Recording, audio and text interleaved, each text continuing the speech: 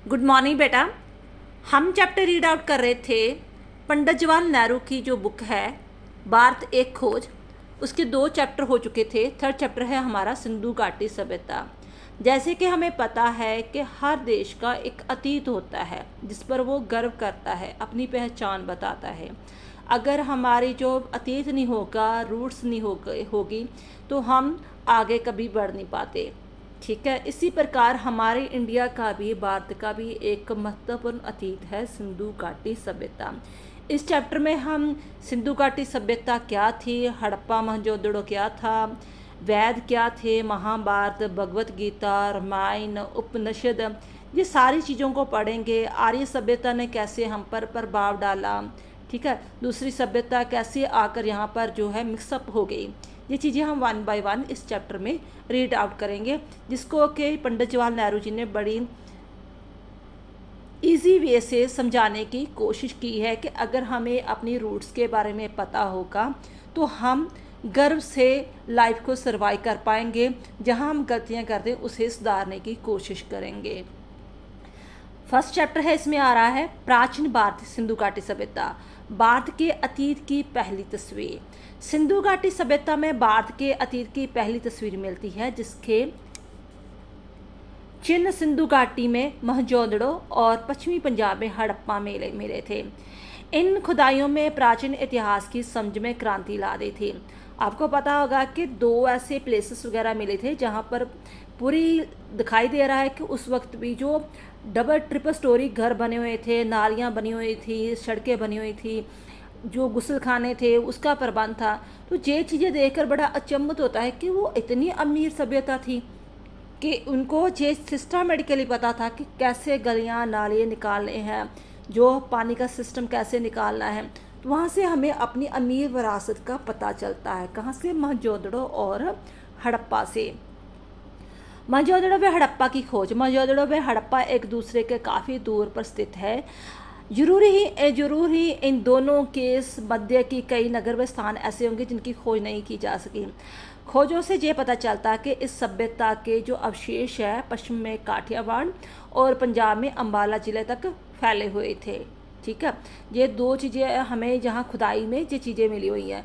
तो लेखक का कहने का भाव है कि जो बीच में जो स्थान आता है हो सकता है वहाँ भी हमें कुछ ना कुछ जो है चिन्ह मिल जाएं, अवशेष मिल जाएं। अवशेष जैसे कोई बर्तन हो सकता है, गहने हो सकते हैं, हड्डियाँ हो सकती हैं। खुदाई में कुछ भी जो चीज़ें मिलती हैं उसे हम अवशेष कहते हैं। तो सिंधु घाटी सभ्यता का विकसित रूप। सिंधु घाटी की सभ्यता के जो अवशेष है, जो भी वहाँ पर हमें चीज़ें मिली हुई हैं,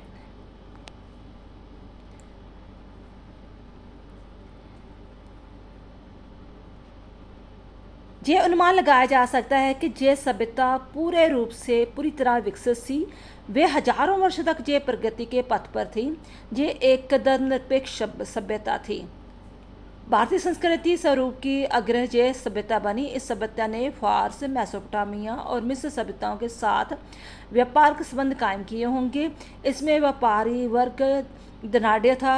अवशेषों से पता चलता है कि सड़कों पर छोटी छोटी दुकानें की कतारें थी। जब हमने ये हड़प्पा और मोहनजोदड़ो की खुदाई की तो वहाँ पर जो अवशेष मिले हुए हैं, गलियाँ, नाले, जो रोड्स वगैरह हैं, जो बर्तन मिले हैं, जो व्यापार का सामान मिला, वहाँ से हमें ये अंदाज़ा मिला हुआ है आर्कियोलॉजिस्ट के द्वारा कि ये जो सभ्यता थी बहुत ज़्यादा डेवलपमेंट थी। और ये नहीं थी कि ये धर्म में बटी हुई थी, बिल्कुल धर्मनिरपेक्ष थी। प्रत्येक व्यक्ति को अपना अपना धर्म मानने की, प्रचार करने की जो स्वतंत्रता थी। जहाँ जब जो फारस के, मेसोपोटामिया, मिस्र के लोग आए भी होंगे, वो भी जहाँ पर आकर मिक्सअप हो गए होंगे और इनके साथ जो हमारा व्यापार चलता रहता था। वो कहाँ से कैसे हो रहा है? जो छोटी छोटी वहाँ उनकी दुकानें बनी हुई है। 6-7 हजार वर्ष पूर्व का भारत। सिंधु घाटी सभ्यता लगभग 6-7 हजार वर्ष प्राचीन है। यदि वर्तमान को इसके साथ जोड़े तो ऐसा लगता है भले ही इतने वर्षों में कितने बदलाव आए हों, लेकिन कंटिन्यूसली जो चलना है ये इसकी फितरत रही थी कि अभी भी हम हिंदू धर्म में जो अभी भी होता है कि हम देवी देवताओं को, इंद्र देवता को, शिव जी को जो मानते हैं, तो वो हजारों वर्ष से पहले भी लोग इन चीज़ों को मानते थे। आज भी कुंभ का मेला मनाया जाता है जो हजारों 500 5,000 वर्षों में से पहले जो चीज़ें चलती थी, यानी कि कंटिन्यूसली वो चीज़ें चल रही है अभी भी। मोहनजोदड़ो व हड़प्पा संस्कृति को देखकर जो उनका रहन सहन था, जो हमें उसके जो गहने मिले हुए हैं, ठीक है ना, बीड्स वगैरह के, पत्थर के, या कुछ भी ऐसे सीप के मिले हुए हैं, रीति रिवाज, दस्तकारी, वे पोशाकें, वे सब तब उस सभी का फैशन का पता चलता है। यानी कि उनको जैसे सुरमेदानी मिली हुई है कि उनको लड़कियों को हार श्रृंगार करना अच्छा लगता था, ठीक है ना, जो रीति रिवाज से सभी चीज़ें मिली हुई हैं। भारत का महान स्वरूप, इस सभ्यता से वर्तमान रूप को जोड़ा जाए तो ऐसा लगता है कि भारत आज उन्हीं बच्चे की तरह नहीं बल्कि सियाने रूप में विकसित है। वह जीवन के तौर तरीक़ों से अपरिचित नहीं है, वरना धीरे धीरे उसने सभी कलाओं में तकनीकी का विकास किया है जो वर्तमान में विकसित है। उससे उसकी जड़ें हमें सिंधु घाटी सभ्यता से में दिखाई पड़ती है।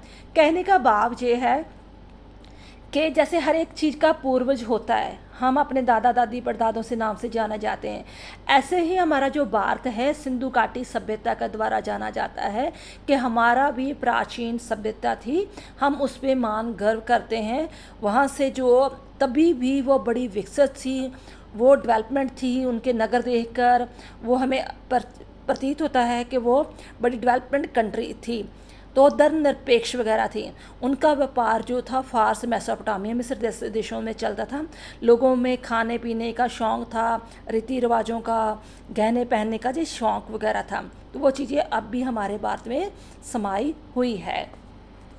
नेक्स्ट पार्ट आता है इसका आर्यों का आना। पता है ना, इंडियन लोग अपने आप को आर्य के वंशज मानते हैं, ठीक है, कि बहुत ही शुद्ध जाति है, बड़ी जो सुप्रीम जाति है। आर्य कौन थे? आर्य कौन थे, ये कहाँ से आए, इसका कोई पक्का जो सबूत नहीं मिलता। कुछ विद्वान ये कहते हैं कि ये दक्षिणी भारत में से आए थे, क्योंकि इन लोगों और दक्षिणी भारत की जो द्राविड़ जातियाँ हैं ना, जैसे तमिलनाडु है, कर्नाटका है, ठीक है, जो साउथ की स्टेट्स वगैरह हैं, वहाँ की जो द्रविड़ जातियाँ के बीच कुछ समानताएँ मिलती हैं, अभी भी मिलती हैं। ये कहा जा सकता है कि ये मोहनजोदड़ो से कई हजार वर्ष पूर्व आए होंगे। जब हमने जो हड़प्पा मोहनजोदड़ो की खुदाई की है सिंधु सभ्यता की, उससे पहले ही आर्य लोग आए हुए थे। रियलिटी व्यवहारिक दृष्टि से हमें उन्हें भारत के ही निवासी मान सकते हैं। ये भी माना जाता है कि आर्य उत्तरी पश्चिमी दिशा से एक के बाद एक आए होंगे। सिंधु घाटी सभ्यता की 1000 वर्ष बाद इनका प्रवेश माना गया है। पश्चिमोत्तर दिशा में भी भारत में ये कबीले और जातियाँ आती रहीं और भारत में समाती रहीं। पहला सांस्कृतिक सामान्य आर्य एवं द्रविड़ जातियों के बीच हुआ, जो सिंधु घाटी सभ्यता के प्रतिनिधि थे। इसी प्रकार हम ये कह सकते हैं कि आर्य कौन थे, इसके बारे में स्पष्ट विचार वगैरह नहीं। कि कुछ कहते हैं कि साउथ की तरफ से आए, जो इंडियन के साउथ लोग हैं उनकी द्राविड़ जाति से मिलते जुलते हैं। कुछ कहते हैं नहीं, ये पश्चिमोत्तर दिशा से आए, ठीक है। तो लेकिन ज़रूर ये है कि ये आर्यन लोग इंडियन के ही वंशज वगैरह थे। सिंधु घाटी सभ्यता का अंत। अब ये बहुत सारे जो मिथस वगैरह हैं कि इतनी प्रफुल्लित सभ्यता थी, जो हड़प्पा मोहनजोदड़ो के हम जो देखते हैं, खुदाई देखते हैं कि वो अच्छी भली उनकी नालियाँ जो बनी हुई हैं, स्नान घर बने हुए हैं, दुकानें बनी हुई हैं, ठीक है ना। फिर एकदम ये सभ्यता ख़त्म क्यों हो गई, कैसे हो गई, तो अलग अलग लोगों का गैस है।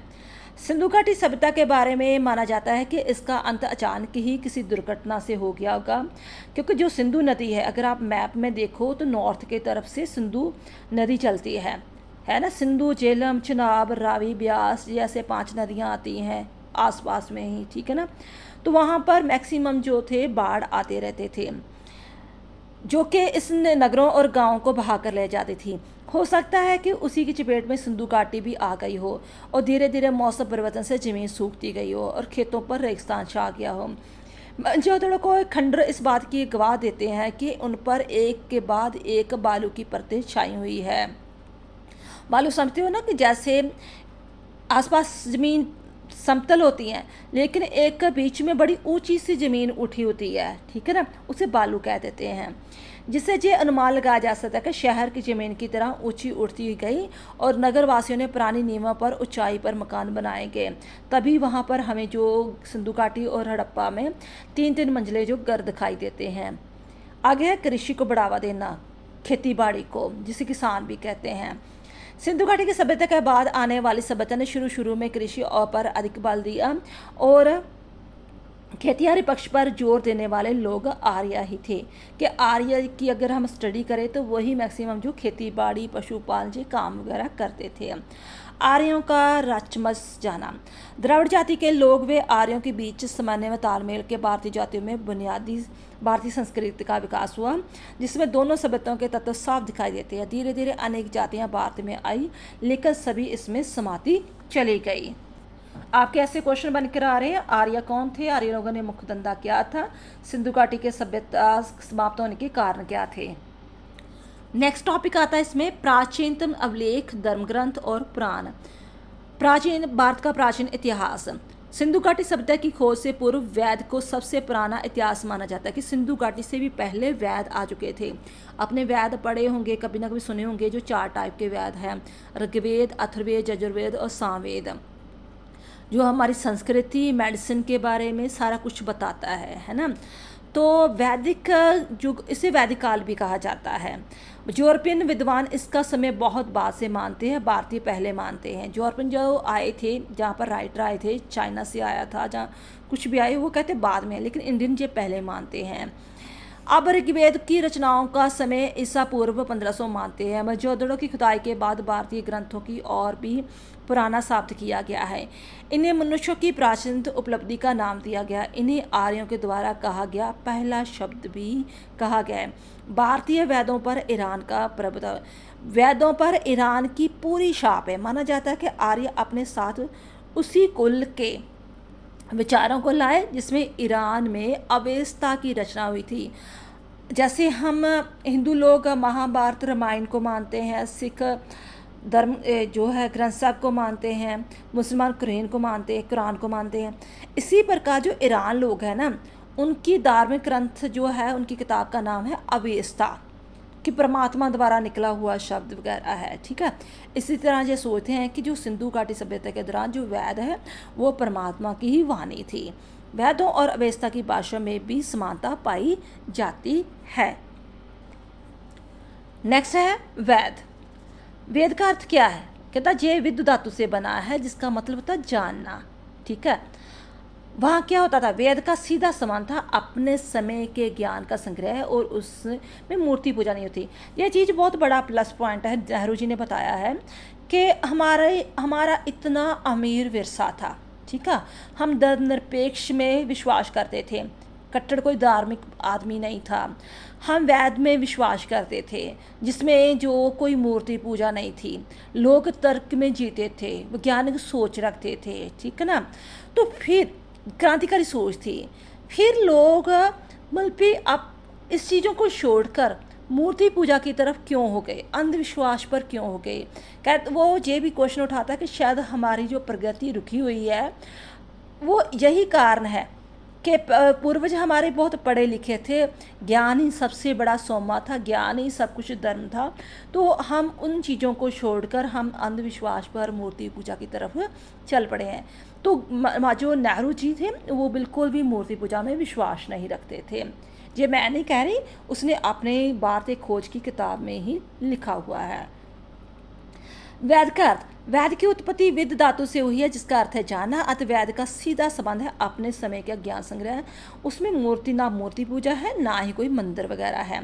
वैदिक युग के आर्यों के जीवन के प्रति दृष्टिकोण। वैदिक युग के आर्यों में जीवन के प्रति इतनी उमंग थी कि जिनके वो जीना चाहते थे, व्यक्तिगत विचारधारा वाले थे कि अपनी लाइफ को फुल जो है इंजॉय करो और बौद्धिकता भी हासिल करो। ये नहीं कि सिर्फ वो भोग विलास कर लिया, अपने आप को मैक्सिमम ज्ञान भी विस्तृत करो, भी आप मैक्सिमम किताबें पढ़ो, ज्ञान को प्राप्त करो। ठीक है, और अपनी लाइफ को जियो। ये चीज़ें थी, इनका फार्मूला था जिंदगी जीने का। वैदिक युग के आर्यों में जीवन के प्रति इतनी उमंग थी कि उन्होंने आत्मा पर बहुता काम नहीं किया, है ना ही मृत्यु के बाद क्या होगा इसमें नहीं विश्वास करते थे। आत्मा, परमात्मा, जो कह पुण्य पाप, ये चीज़ों को कोई बिलीव वगैरह नहीं करते थे। जो प्रेजेंट लाइफ है उसको जीते थे। ये प्रेजेंट में मैं क्या कर रहा हूँ, क्या कर्म है, मैं क्या काम कर रहा हूँ।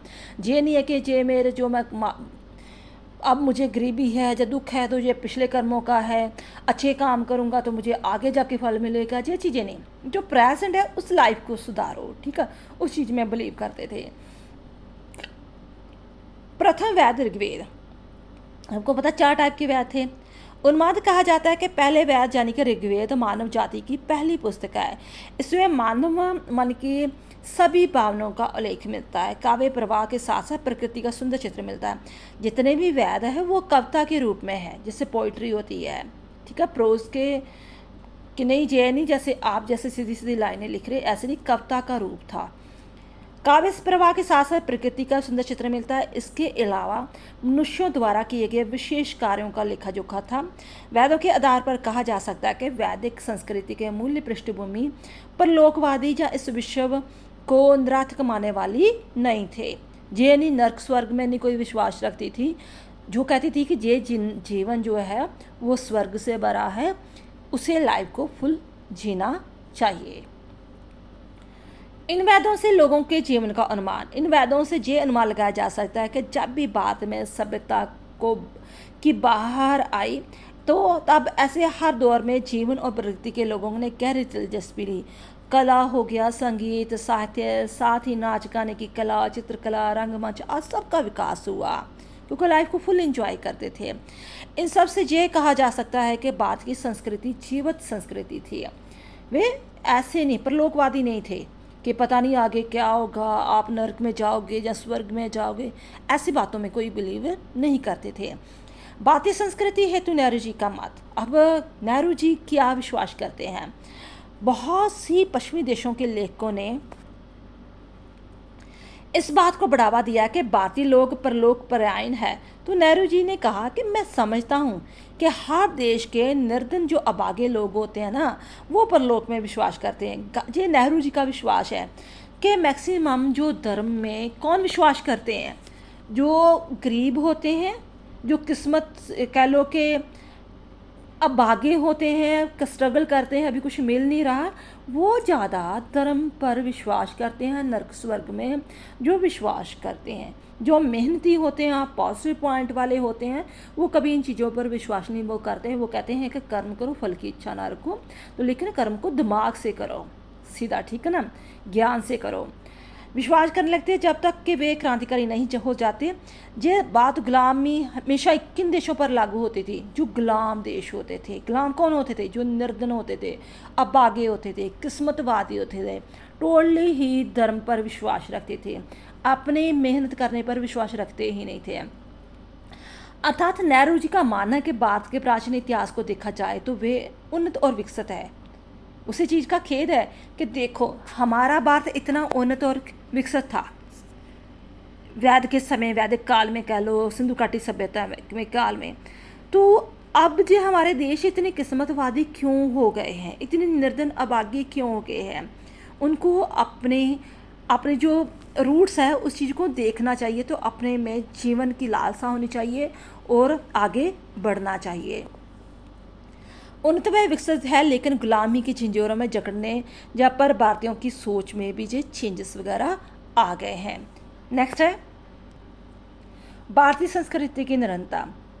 आई थिंक नेहरू जी का जो ये किताब लिखी है भारतीय खोज, उसके लिखने का ही मकसद ये था कि हम इतने अमीर विरसे के जो बच्चे हैं तो हमें किस्मतवादी नहीं बनना चाहिए, ठीक है। हमारा इतना अमीर विरसा रहा है, हम इतने बौद्धिकवादी थे, मतलब इतने जीने की लालसा रखने वाले थे, इतना ज्ञान हासिल करने वाले थे। तब दूसरे देशों में ऐसा कुछ ज्ञान ही नहीं था जितना जिस समय में हमारे जो वेद रचे गए थे, जितनी जो एडवांसमेंट जो थी हड़प्पा सिंधु घाटी सभ्यता में मिलती है। तो हमें प्रगतिवादी होना चाहिए, ठीक है। भारतीय संस्कृति की निरंतरता। भारतीय संस्कृति की ये विशेषता रही है कि 3-4 हजार वर्षों से जो निरंतर प्रवास रहा है, जहाँ का जो साहित्य है, दर्शन है, कला है, नाटक है, जीवन के तमाम क्रियाकलाप विश्व दृष्टि से अनूप स्वरूप पाते रहे हैं।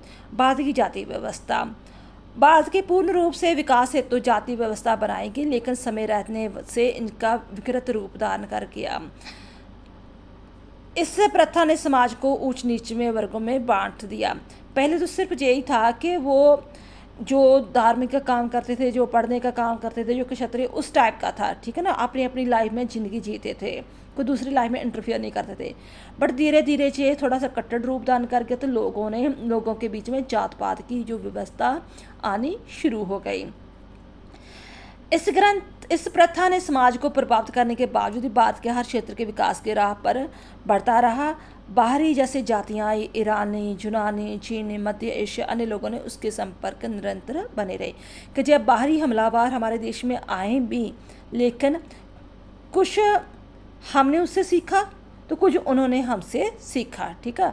तो ऐसे वो हम जो जाति हमारी जाति में ही समा गई। नेक्स्ट है उपनिषद। जैसे महाभारत है, रामायण है, वेद है, इसी प्रकार उपनिषद थे। वेद के बाद उपनिषद रचे गए थे।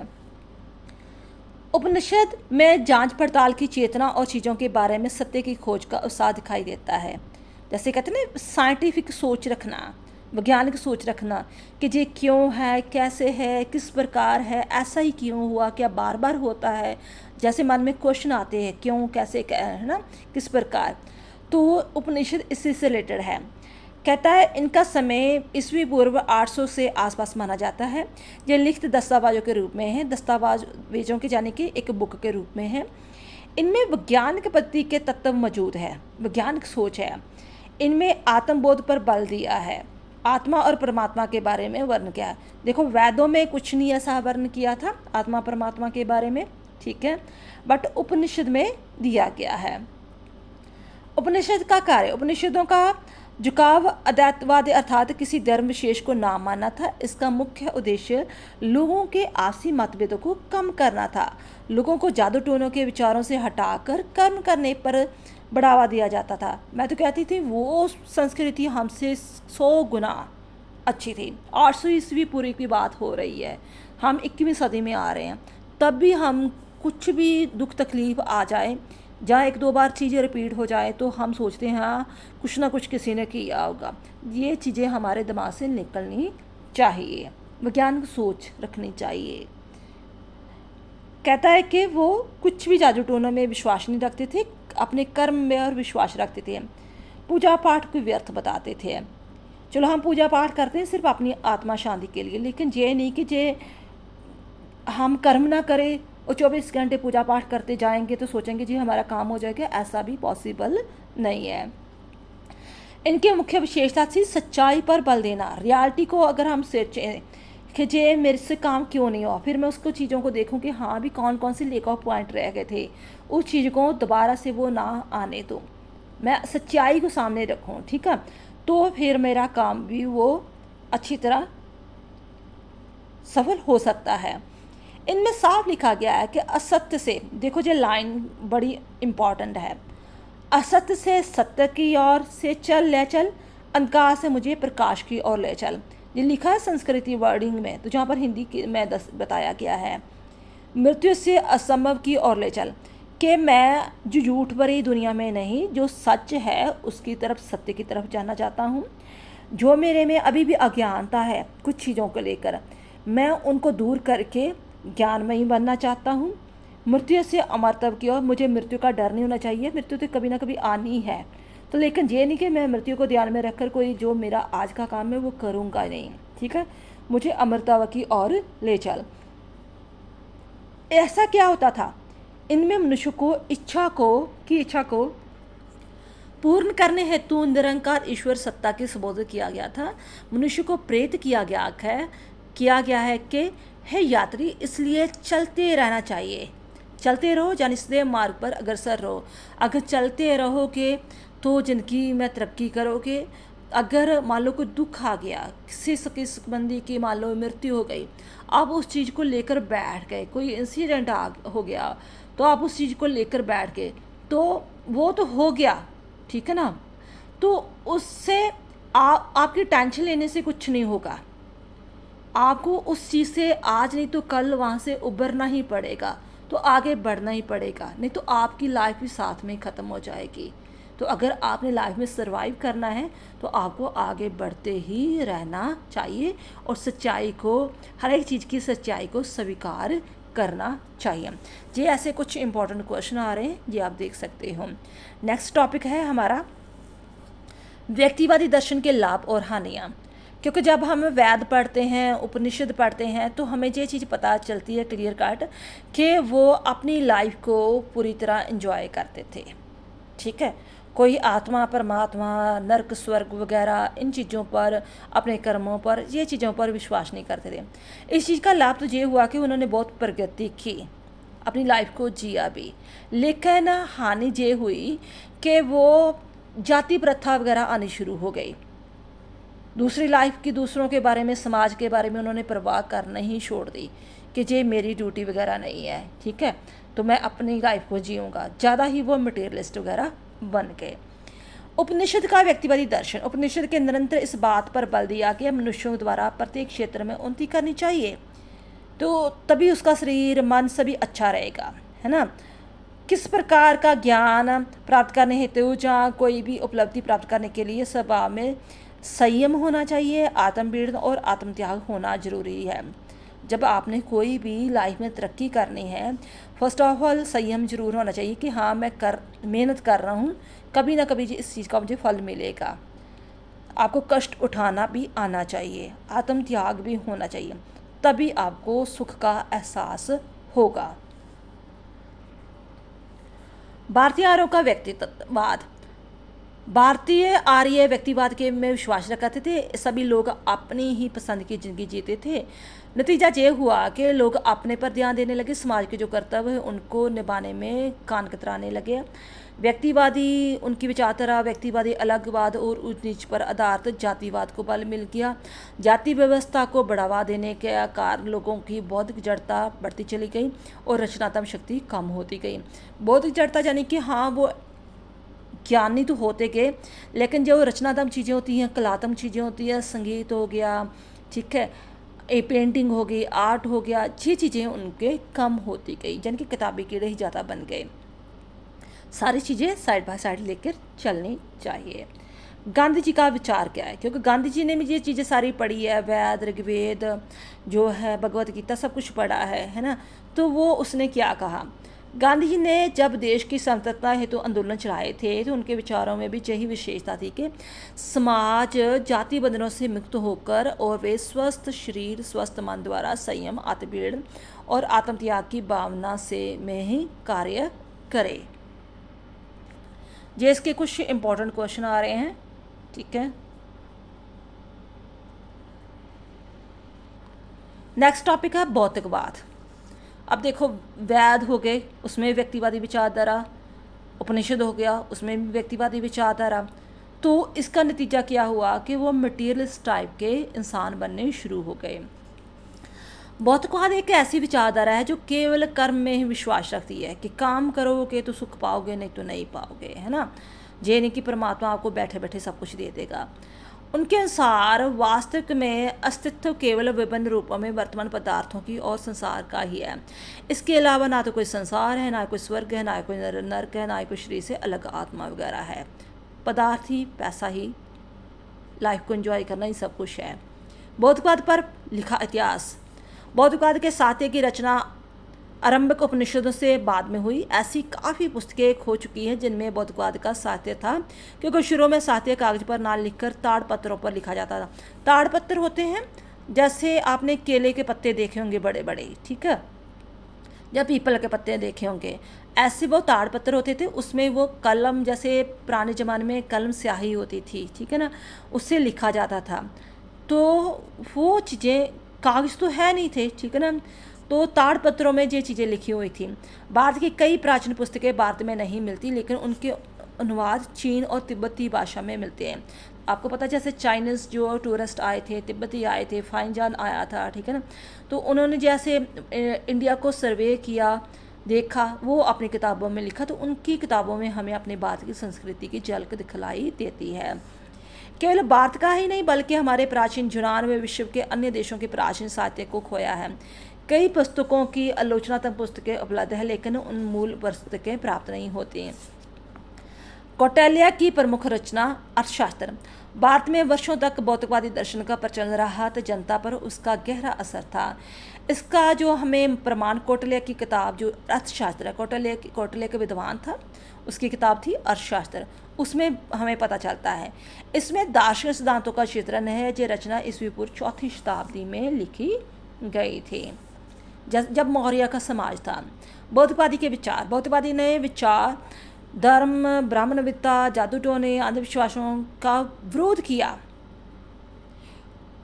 उसने कहा कि ये अतीत की बेड़ियां हैं, हमें इससे मुक्त होना चाहिए। जो प्रमाण प्रत्यक्ष रूप में दिखाई दे उस पर ही विश्वास करो, अदरवाइज आप किसी पर विश्वास ना करो। जिस टॉपिक के कुछ क्वेश्चन है। नेक्स्ट टॉपिक आता है, बस 2 टॉपिक रह गए बेटा आपके। महाकाव्य, इतिहास, परंपरा और मिथ्यका। भारत के प्राचीन महाकाव्य, आपको पता होना चाहिए बार बार कि पहले हमेशा ही जो किताबें थी वो कविता के रूप में लिखी जाती थी, चाहे वेद हो, चाहे उपनिषद हो, चाहे महाकाव्य हो, चाहे रामायण हो। ये तो बाद में सदी आई जब वो कि आपको इस प्रकार जो गद्य रचना लिखनी शुरू हुई, पहले पद रचना ही होती थी। भारत के प्राचीन महाकाव्य, भारत के प्रमुख महाकाव्य की श्रेणी में मुख्य रूप से जो महाभारत और रामायण को माना जाता है। ठीक है, इसमें लोगों का जो जीवन है वो दिखाई देता है। दोनों ग्रंथ मार्गदर्शन है। कहना इन ग्रंथों में उच्चतम बुद्धिजीवियों से लेकर जो साधारण अनपढ़ थे, अशिक्षित लोग थे, उनके बारे में वर्णन किया गया है। हमें पता चलता है कि तब समाज जो अनेक वर्गों में, जात पात में, ऊंच नीच में बटा हुआ था। भारतीय पुराण कथाएँ, प्राक कथाएँ का इतिहास भी वैदिक काल से माना जाता है। इनमें वीर गाथात्मक कहानियाँ अधिक मिलती है। कवियों व नाटकारों ने तथ्य और कल्पनाओं का सुंदर जोड़ करके अपनी रचनाओं को रचना की हुई है। नेक्स्ट है भारत इतिहास की भूल भुलैया। भारतीय इतिहासकारों ने यूनानियों, चीनियों और अरबवासियों की भांति तिथियों व कलाकृत साहित्य रचना नहीं की। जैसे फॉरेनर होते हैं ना, डेट्स वगैरह जरूर साथ में मेंशन करते थे, तो लेकिन हमारे में नहीं, ऐसा नहीं था। तो जो भी किताबें लिखी गई, जब कुछ हमने कहाँ से गैस किया कि ऐसे ऐसे समाज हुआ होगा, वो हमने क्या देखा, जो अभिलेख थे, शिलालेख थे, कलाकृतियाँ थी, इमारतें थी, सिक्के थे, वहाँ से गैस कर करके, जहाँ सफ़रनामे थे, वहाँ से गैस कर करके हमने अपनी भारतीय संस्कृति का जो है निचोड़ किया है। जैसे अशोक के आप थंब देख लेते हो, बुद्धा की मूर्तियाँ देख लेते हो, अजंता की गुफाएं देखते हो। ठीक है, तो वहाँ से ये सारा कुछ अंदाज़ा लगाया जाता है। जी आपके इसके कुछ इम्पोर्टेंट क्वेश्चन। नेक्स्ट है महाभारत। कहते हैं महाकाव्य के रूप में रामायण एक महान रचना है, परंतु महाभारत इससे भी ज़्यादा श्रेष्ठ रचना है। इसमें उस समय की राजनीति और सामाजिक संस्थाओं का वर्णन है, जहाँ बताया गया कि आर्य जो जाति थी वो पूरी विशेषता पा चुकी थी। विदेशियों का जो आगमन हो चुका था, लोगों के बहुत सारे रीति रिवाज आपस में मेल खाते थे। इन सब से उभर कर वैदिक धर्म ने संशोधन के साथ साथ एक विशेष आधुनिक रूप दान कर लिया था, जिसे हिंदू धर्म कहा जाता था। महाभारत के भारतीयों ने विशेष ग्रंथ माना है। इसमें भारत का पहला बताया गया कि भारत का पहला नाम आर्यावर्त था, यानी आर्यों का देश। ठीक है, ये विंध्य पर्वत तक फैला हुआ था। तो रामायण की कथा जो दक्षिण आर्यों में विस्तार की कहानी मानी जाती है, जो केरला है, तमिलनाडु है, ठीक है ना, आंध्र प्रदेश है, रामायण वहाँ की मानी जाती है। जो महाभारत है वो नॉर्थ की मानी जाती है। इवन कि ये भी कहा जाता था कि तब जो भारत वो अफ़गानिस्तान तक फैला हुआ था, लेकिन अफ़गानिस्तान को तब गंधार कहा जाता था। इसी कारण जो महाभारत में जो मुख्य शासक था ना भारत का, उसकी पत्नी को गंधारी कहा गया था। तो इस महाकाव्य में हस्तिनापुर और इंद्रप्रस्थ का भी नाम है, जो कि दिल्ली के आसपास ही एरिया के नाम थे। महाभारत एक ऐसा ग्रंथ है जिसमें कृष्ण से संबंधित पूरा वर्णन है, भगवत गीता है, धर्म को महत्वपूर्ण माना। अब ये थोड़ा उल्टा हो गया। पहले था ना वेद उपनिषद में धर्म को कोई इम्पोर्टेंस नहीं दी जाती थी, अब ये धर्म को, कर्म को इम्पोर्टेंस दी जा रही है। जहाँ पर विश्व के लोक मंगल की बात की गई है। इसमें जो है कौरवों और पांडवों की लड़ाई के बारे में बताया गया है। और महाभारत एक ऐसा ग्रंथ है जो परिवार के व समाज के कथा समेटे अपार ज्ञान देने वाला है। इसमें ये विशेषताएँ हैं कि दूसरों के साथ ऐसा व्यवहार ना करें जो आप अपने के लिए स्वीकार ना हो। उनका जो समाप है महाभारत का, जो बात लोकहितु ना हो या किसी करने से आपको शर्म महसूस होती है, वो काम कभी नहीं करना चाहिए। सच्चाई, आत्मसंयम, तपस्या, उदारता, अहिंसा, धर्म का निरंतर पालन ही जीवन में सफलता की ओर लेकर चलते हैं। धर्म को जीवन और अमरता से भी बड़ा माना गया है। जीवन में यदि सच्चा आनंद प्राप्त करना है तो दुख को भोगना ही पड़ेगा। धन के पीछे दौड़ना व्यर्थ है। एग्जाम्पल दी है, जैसे रेशम का कीड़ा अपने ही धन के बोझ में मरता है, क्योंकि जब कीड़े पर अधिक रेशम लिपट जाता है, आपको पता ना रेशम का जो कीड़ा है वो रेशम बनाता है, ठीक है ना। जब वो खाता जाता है रेशम वगैरह, पत्ते खाता जाता है शहतूत के, तो जो उसमें लार छोड़ता है वो रेशम बनता जाता है। तो जब ज़्यादा रेशम बन जाता है तो अधिक रेशम लिपट जाए तो रेशम प्राप्त करने के लिए उसे मार दिया जाता है, क्योंकि रेशम प्राप्त करना होता है। जो अपने के कपड़े बनते हैं सिल्की वगैरह जो कुछ भी है, तो ये एग्जाम्पल्स वगैरह दी हुई है महाभारत की। नेक्स्ट है ये आपके कुछ इंपॉर्टेंट क्वेश्चन इसके रिलेटेड। तो नेक्स्ट आपका आ जाता है भगवत गीता। एक्चुअली भगवत गीता क्या है? महाभारत का ही एक सार है। ये माना जाता है ये 2500 वर्ष पहले से लिखा गया है। तो आधुनिक युग में विचारक तिलक, अरविंद घोष व गांधी जी ने भी इन विचारों पर इसका असर हुआ है। जितने भी हमारे महान क्रांतिकारी राष्ट्रवादी हुए हैं उन पर भगवत गीता का बहुत ज़्यादा असर हुआ है। तो महाभारत की कथा का आधार है, महाभारत की कथा का आरंभ अर्जुन और कृष्ण के संवाद से होता है। संवाद होता है डायलॉग, बोलना आपस में। जब जो अर्जुन था अपने ही चाचा ताई के बच्चों के साथ यानी कि कौरवों के साथ युद्ध नहीं करना चाहता था, तो वो इमोशनली हो गया था कि मैं युद्ध नहीं कर सकता। लेकिन कृष्ण जी ने जहाँ पर संदेश दिया था कि जब किसी अच्छे भलाई के लिए दुश्मन को मारना भी पड़े, उसका नरसंहार करना भी पड़े, जो मल्पी किसी को परेशान कर रहा है जिसके कारण जो अराजकता फैल रही है, ठीक है, समाज में व्यवस्था सही तरह नहीं चल रही, तो चाहे वो अपना सका भी है उसे मारना पुण्य का काम होता है। तो वहाँ पर उनको मोटिवेट कर रहे हैं कि तुझे जो है उसके साथ युद्ध करना ही चाहिए। महाभारत की कथा का आरंभ अर्जुन और कृष्ण के संवाद से होता है। जब कौरवों और पांडवों के मध्य युद्ध हुआ तो पांडवों में अर्जुन कौरवों के युद्ध नहीं करना चाहता था। वे अपनी अंतरात्मा से युद्ध और उसमें होने वाले नरसंहार से डरता था, इसलिए अपने मित्रों और संबंधियों से युद्ध नहीं करना चाहता था। लेकिन कृष्ण ने उन्हें कर्म करने की प्रेरणा दी। ये कहा कि कर्तव्य और नैतिकता के आधार पर हमेशा कार्य करना चाहिए। मानव विकास के 3 मार्ग इस ग्रंथ में बताया गया है कि मानव विकास के 3 मार्ग हैं, रास्ते हैं। एक तो ज्ञान प्राप्त करना चाहिए, हमेशा ही अपने अच्छे कर्म करने चाहिए और भक्ति करनी चाहिए। नेक्स्ट है गीता की उपयुक्तता। क्या उपयुक्तता है? गीता का संदेश ना तो सांप्रदायिक फैलाना है, सांप्रदायिक तो ना कि धार्मिक कट्टरता फैलाना, ये नहीं है।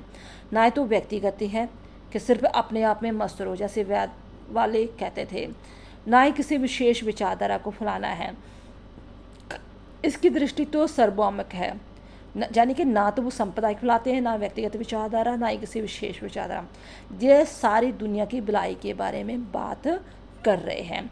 जैसे जहाँ बताया गया है, कृष्ण ने अवतार स्वरूप में साफ कहा है, सभी रास्ते मुझ तक आते हैं। भारतवासी कितनी बार परिवर्तन, विकास और ह्रास की प्रक्रिया से गुजरा है, लेकिन हर बार गीता में ऐसी जीवत चीज़ मिली है जो अध्यात्म है, अन्य समस्याओं को हल करने में कारगर सिद्ध होती है।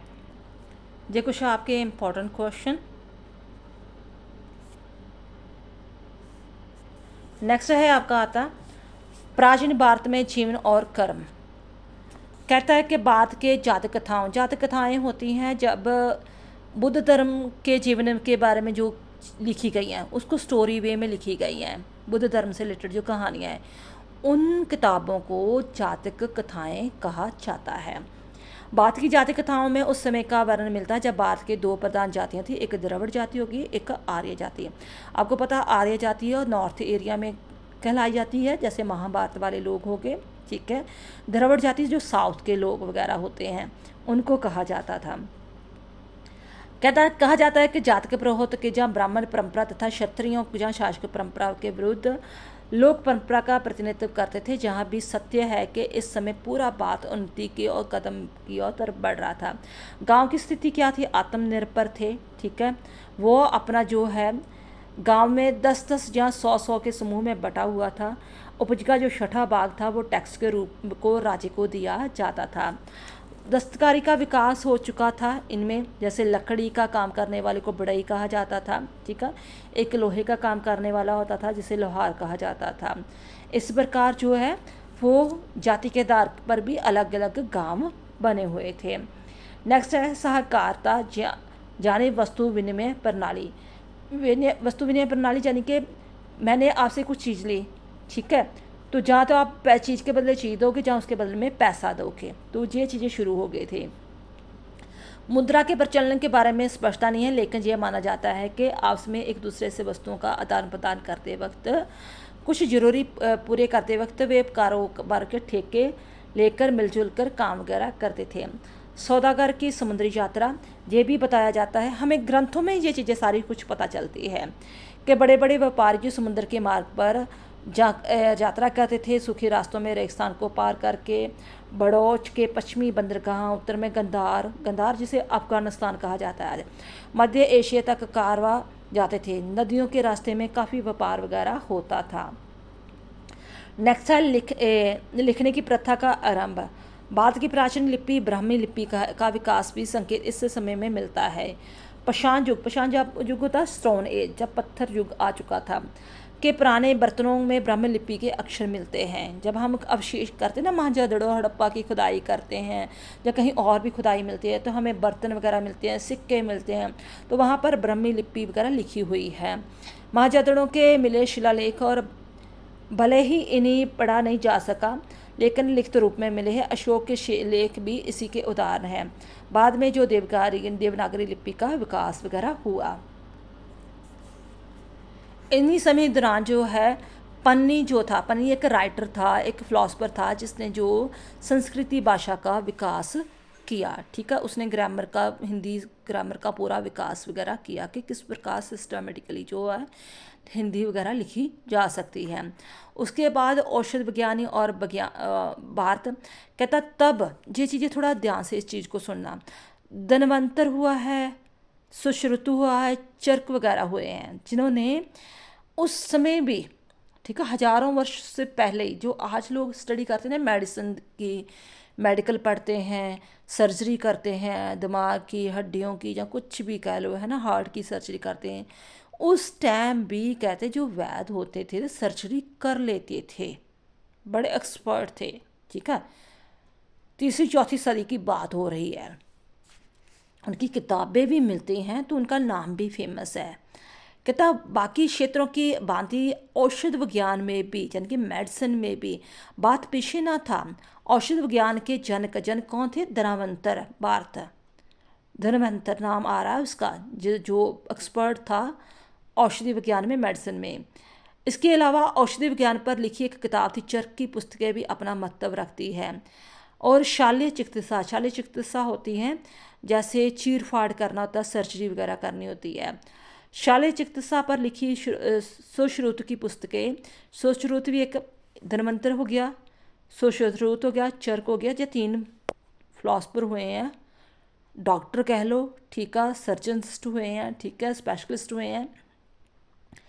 पुस्तकें, चरक की पुस्तकें, शाल्य चिकित्सा, प्रस्तुत विज्ञान, स्नान, पथ्य, सफाई, बच्चों की खिलौने, चिकित्सा के बारे में शिक्षा के विषयों में बताया गया है। सुश्रुत ने शल्य प्रशिक्षण यानी कि सर्जरी के दौरान मुर्दों की चीर फाड़ करना, अंगों को काटना, विभिन्न ऑपरेशन करना, पेट काटना, ऑपरेशन से बच्चों का जन्म दिलाना, मोतियाबिंद का ऑपरेशन करना, ये सारी चीज़ें शामिल थी। तो फिर हमें अपने भारत पर गर्व होना चाहिए। तो हमें बहुत कुछ सीखना चाहिए कि हमारे जो पूर्वज थे इतने इंटेलिजेंट थे कि वो कर्म पर ही विश्वास रखते थे, ना कि धर्म और अंधविश्वास में। तो हमें भी अपने कर्म करने चाहिए। नेक्स्ट है भारत के विश्वविद्यालय। ये आपने Nalanda university, Banaras university, Takshashila university तो सुनी होगी। वनों में विश्वविद्यालय स्थापित थे जिनमें विद्वानों के द्वारा शिक्षा दी जाती थी। विश्वविद्यालय शहरों या कस्बों से ज़्यादा दूर नहीं होते थे, विद्यार्थी आराम से आ सकते थे। इनमें सैनिक प्रशिक्षण भी दिया जाता था। तो ये जंगलों में ये शिक्षा वगैरह दी जाती थी। तो बनारस हो गया, तक्षशिला हो गया, ठीक है, तो जहाँ पर ये शिक्षा के केंद्र वगैरह माने जाते थे, जहाँ पर जो है जो चिकित्सा की शिक्षा वगैरह, ये सारी शिक्षा वगैरह दी जाती थी। यहीं पर जो है पाणिनि, जो व्याकरण का महान विद्वान माना जाता है, पाणिनि, ठीक है, उन्होंने भी शिक्षा वगैरह यहीं से ली थी। नेक्स्ट है ये कुछ आपके इम्पोर्टेंट क्वेश्चन।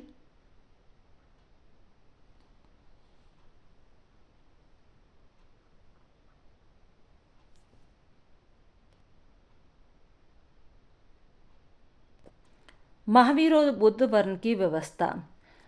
महावीर तो बुद्ध धर्म के बारे में आपको पता ही है। जैन व बुद्ध धर्म का प्रभाव। जैन धर्म और बुद्ध धर्म दोनों वैदिक धर्म से कटकर अलग हुए थे। जो वैद धर्म था वो एक्चुअली हिंदू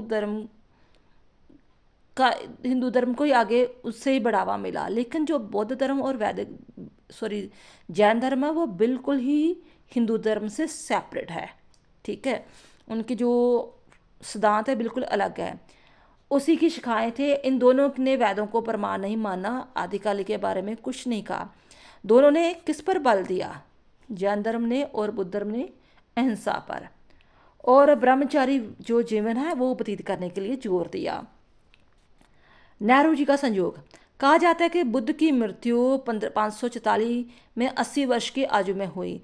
उसी दिन वैशाखी की पूर्णिमा थी। ये भी अजीब बात है कि बुद्ध का जन्म उन्हीं बोध प्राप्त की वैशाखी की पूर्णिमा को ही हुआ था। यह नेहरू जी का संयोग था कि वे संवत 2488 की पहली तारीख की वैशाखी पूर्णिमा के दिन ही बुद्ध और महावीर बारे में लिख रहे थे। 3 इंसिडेंट जो है वो एक दूसरे से रिलेटेड वगैरह हो गए।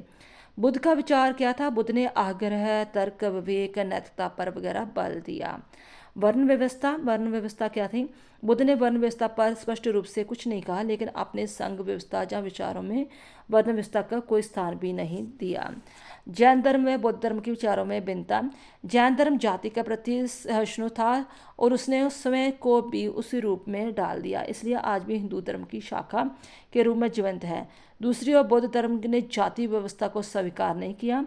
ये विचारों और दृष्टिकोण में स्वतंत्र थे, इसलिए इस धर्म ने भारत के से बाहर अधिक स्थान बनाया। जैसे नेपाल है, नेपाल देश है ना, श्रीलंका है, वहाँ पर बौद्ध धर्म आपको ज़्यादा दिखाई देगा। आगे बुद्ध की शिक्षा। बुद्ध के ने सरल और स्पष्ट शब्दों में अपने विचारों को लोगों तक पहुँचाया। उनकी शिक्षाएं थी कि सभी को करुणा प्रेम का संदेश दिया और मनुष्य को सदाचारी आत्मविश्वास होने के लिए कहा। मनुष्य की जाति उसके जन्म से नहीं बल्कि उसके कर्म से होती है। ईश्वर की सत्ता के बारे में उन्होंने कोई विचार नहीं दिया। उन्होंने जीवन के माध्यम मार्ग अपनाने का संदेश वगैरह दिया। बुद्ध कथा। नेहरू जी ने के व्यक्तित्व में बुद्ध कथा यही है कि आज हम बुद्ध की संकल्पता अर्थात उनके स्वरूप को पत्थर, संगमर या कांसे में डालकर नए से नया आकार देते हैं। उनका तेजस्वी रूप यही संदेश देता है कि हमें संघर्ष से भागना नहीं चाहिए बल्कि शांत दृष्टि से उसका मुकाबला करना चाहिए। जीवन के विकास और प्रगति के और बड़े अवसरों को देखना चाहिए। नेक्स्ट है चंद्रगुप्त और चाणक्य मौर्य साम्राज्य की स्थापना। आपको पता चाहिए चंद्रगुप्त और जो हुए हैं, इन्होंने भी समाज स्थापित किया था, स्पेशली साउथ में। भारत के पश्चिमोत्तर प्रदेश पर सिकंदर के हमले से 2 विलक्षण व्यक्ति सामने आए जिन्होंने बदलती हुई परिस्थितियों का लाभ उठाते हुए अपनी मर्जी के अनुसार डाल लिया। ये थे एक तो चंद्रगुप्त मौर्य और उनके मित्र, मंत्री और सलाहकार चाणक्य। इन दोनों को मगध के शक्तिशाली साम्राज्य से निकाल दिया गया था, जिसकी राजधानी क्या थी? पाटलिपुत्र। ये दोनों तक्षशिला चले गए और यूनानियों के संपर्क में आए। उन्होंने सिकंदर में वही नियुक्त किया। चंद्रगुप्त व चाणक्य का कार्यविधि।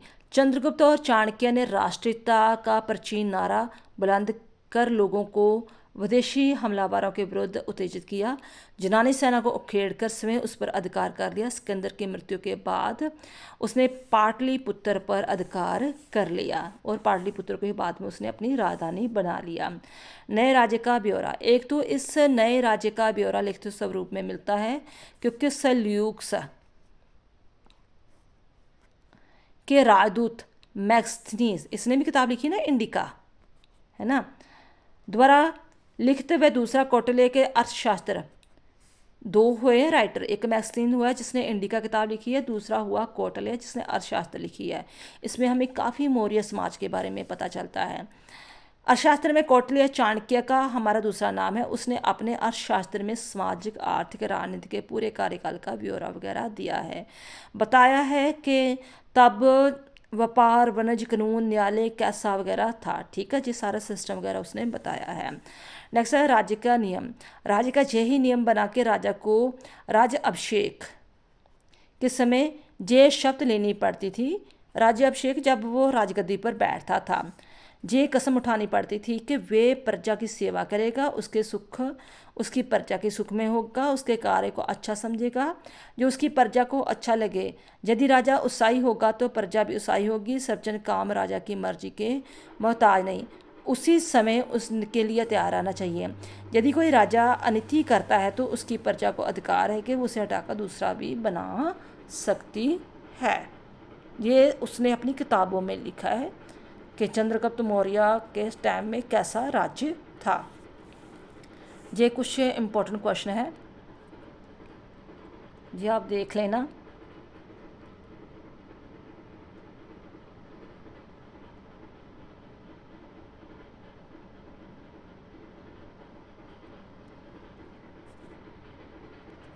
ओके बेटा, थर्ड चैप्टर का लास्ट चैप्टर अपना यही बेटा, ये यूनिट सबसे बड़ा था। ठीक है, और इसी में मैक्सिमम क्वेश्चन आंसर भी बनकर आते हैं। अशोक, मौर्य शासक अशोक 273 ईस्वी पूर्व में अशोक महासाम्राज्य भारत का उत्तराधिकारी हुआ। उसने पहले पचहत्तर प्रदेश का शासक था जिसकी राजधानी क्या थी? तक्षशिला।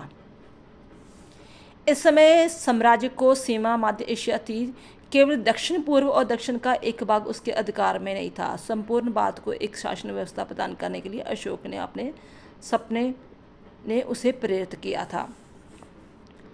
अशोक की कलिंग विजय। आपको पता कलिंग जो जीत है, उस कलिंग के युद्ध ने उसकी लाइफ को काफ़ी चेंज किया था, जिसके कारण वो बौद्धि का अनुयायी हो गया और युद्ध छोड़ दिया था।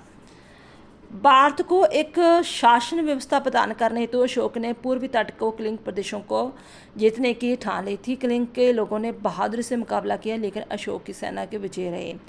कलिंग के युद्ध से अशोक का हृदय परिवर्तन होना, ये काफ़ी इंपॉर्टेंट है। कलिंग का जो युद्ध है, ठीक है। कलिंग के युद्ध में भयंकर कत्लेआम हुआ। जब इस बात की सूचना अशोक को मिली तो उसे बहुत ही पछतावा हुआ। उसे युद्ध से विरक्त हो गई, युद्ध से नफरत हो गई। बुद्ध की शिक्षा को, उस टाइम बुद्ध का धर्म का भी प्रचार हो रहा था, शिक्षा के प्रभाव से उसका मन हिंसा को छोड़कर दूसरे क्षेत्रों के कार्य करने की ओर घूम गया। इसके बाद उसने धर्म के नियमों की उत्साहपूर्वक पालना की। उसने अपने एक फरमान में साफ कह दिया कि वह हत्या या बंदी बनाए जाने को सहन नहीं करेगा। सच्ची विजय, कर्तव्य और धर्म पालन लोगों के हृदय को जीतना है। यदि उसके साथ कोई बुराई करेगा तो वे जहाँ तक संभव हो सका उसे झेलने की कोशिश करेगा। इसकी इच्छा थी कि जीवन मात्र की रक्षा हो, लोगों को आत्म संयम हो और मन की शांति के लिए और आनंद की प्राप्ति हो। वह केवल लोकहित चाहता था। उसको युद्ध की शिक्षा के प्रभाव से समय को प्रजा के हित के लिए, सार्वजनिक कार्यों के लिए समर्पित कर दिया था।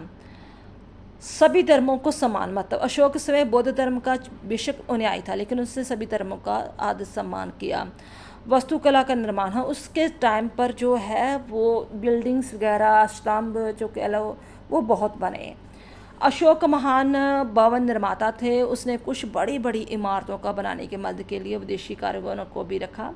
मूर्ति कला व दूसरे अवशेषों का भारतीय कला परंपरा की छाप स्पष्ट रूप में दिखाई देती है, लेकिन स्तंभों पर परस्पोलिस विदेशी रूप की छाप भी मिलती है। अशोक की मृत्यु 232 में अशोक मृत्यु को प्राप्त हुआ। उसकी मृत्यु के H.G. वेल्स ने अपनी आउटलाइन ऑफ हिस्ट्री में उसके बारे में लिखा है कि बादशाहों के दासियों हजारों नामों में, जिसमें इतिहास के पृष्ठ भरे हैं, जिसमें बड़े बड़े राजे महाराजे शाह और नामग्रीमी शासक शामिल है। अशोक का नाम अकेला सितारों की तरह चमक रहा है। वोल्गा से जापान तक आज भी उसका नाम आदर से लिया जाता है। जी आपका लास्ट चैप्टर था इसमें। तो ये बेटा कुछ आपके इम्पोर्टेंट क्वेश्चन।